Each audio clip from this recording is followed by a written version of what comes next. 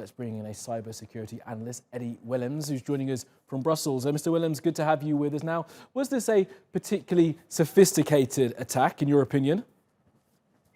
Well, it's what we call a typical ransomware attack, however, with a couple of special features in it.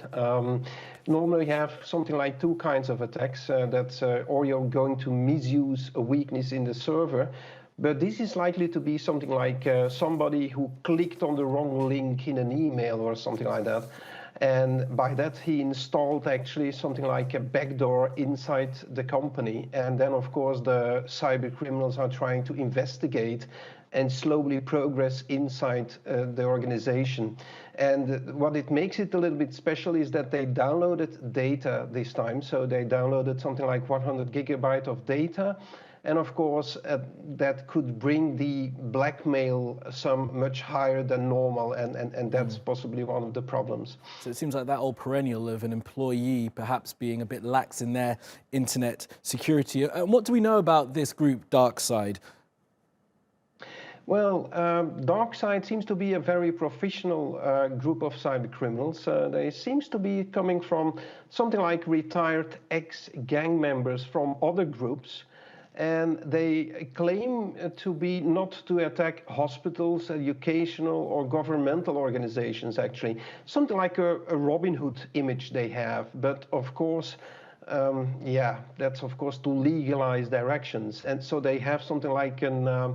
And they also claim to donate what they earn to charity a little bit. But yeah, we all know that it's of course not really the case in most of the circumstances. No, fantastic that a criminal organization has a PR group that's putting out that kind of positive message. And this kind of attack is not the first one of this kind that we've seen. Are these going to become more frequent in the future? And what can these big companies do to try and stop them?